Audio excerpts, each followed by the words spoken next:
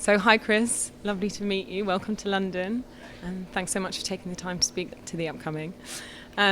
So maybe just start by talking about playing your gig here tonight. Like, what's it like playing in Europe and the UK specifically in comparison to playing in the US?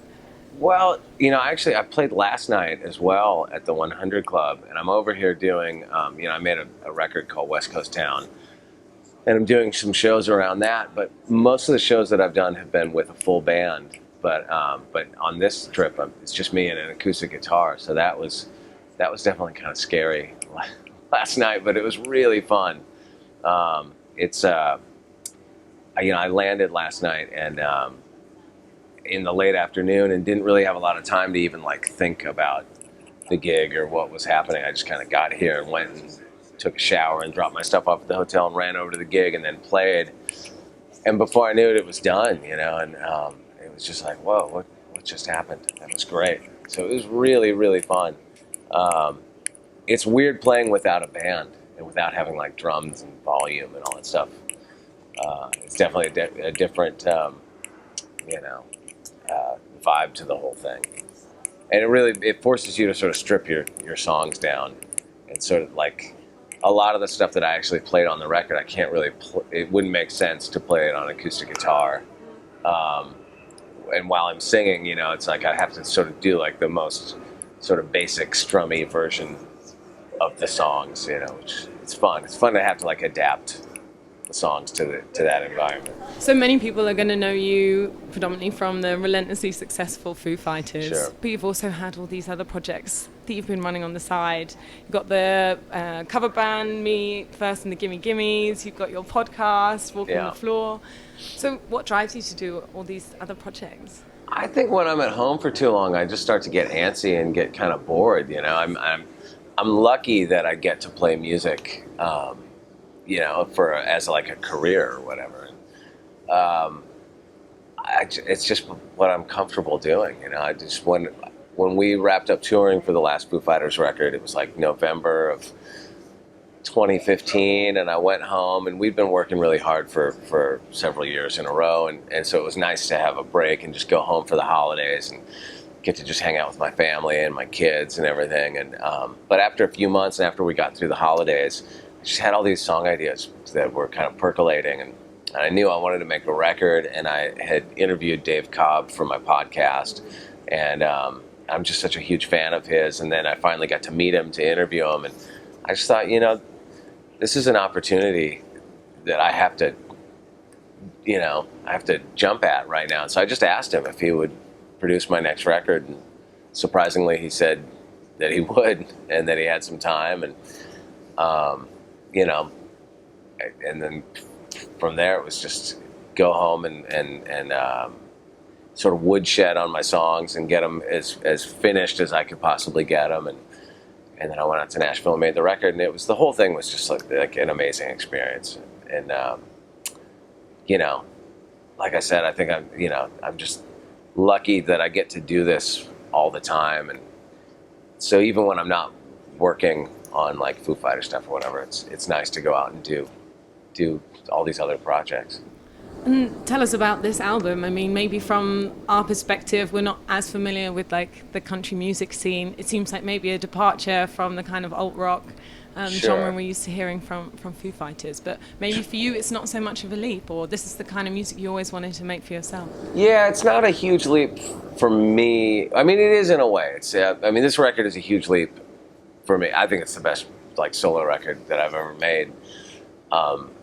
And I put a lot more effort into it, into writing the songs, and then obviously working with somebody like Dave Cobb is he's like a next level producer. But yeah, like if you looked at like my record collection, you probably wouldn't consider it a massive leap, because that's just that's what I listen to. I listen to the Stones, and I listen to Steve Earle, and I listen to Buck Owens and Merle Haggard, and Chris Stapleton and Jason Isbell, and like all that stuff, old 97s and Ryan Adams. Like I love that stuff. I've been like, as a fan, totally immersed in that style of music for a long time. But it's been a slow evolution as a songwriter, sort of heading more in that direction.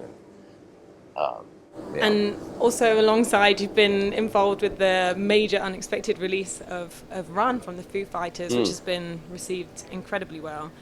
When did you record that, and is the rest of the album going to be very similar? Well, yeah, we recorded that kind of recently, but I can't even really talk about all that stuff.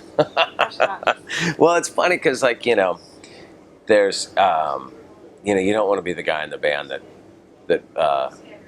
that talks out of turn, and I honestly at this point I don't even know what's out there, information wise. So it's funny, in making my record and doing all the press for it, I've noticed a change, even more so than like the last time I made a record. And this has been around for a while, like clickbait journalism and all that sort of stuff. Yeah.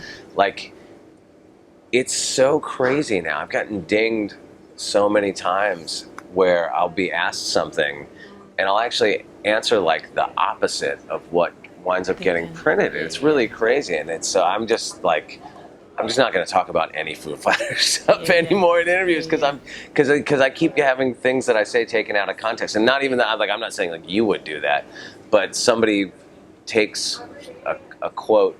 Yeah, they're from looking our for interview, anything, right? to, like, And they'll take it out of hook context onto. and then turn it into. It's crazy. Like, I mean, it really is like shocking how that stuff sort of lives on. You just say something in an interview and it just gets turned into some completely other thing. It's kind of nuts nowadays. And so going back to your album, like, what's been the inspiration for you to write it? I know it's a lot about where you grew up in California. Yeah. And, like, what's been that process like? I mean, it's all sort of autobiographical, some more than others, but it's all kind of pulled from like life experiences that I've had over the years. A lot of it's like relationship stuff. I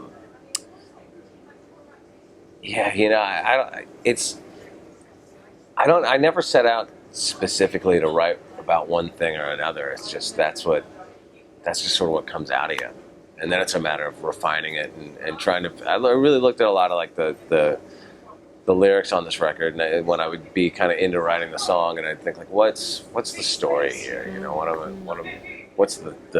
What am I trying to say with this? And so it was a lot of like editing and refining it.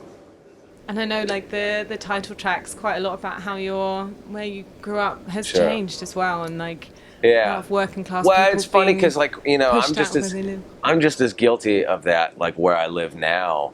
Like the neighborhood I live in now in LA is like the same kind of neighborhood that I lived in when I was a kid growing up, but it's just radically changed where everybody that used to live there has been pushed out because, everything's gotten exponentially much more expensive, since I was a kid. But like when I was a kid in Santa Barbara, it was like, there were still working class people and like lower middle class people could still live there. And most of those folks have been pushed out because you just can't afford it anymore. Because really what I was writing about was my mom, when she retired, couldn't afford to live in Santa Barbara anymore, which breaks my heart a little bit. And she doesn't live there anymore. But, like that song, I don't know, I've been criticized a little bit for, like, oh yeah, you live in your mansion in Malibu or whatever, which I don't, by the way.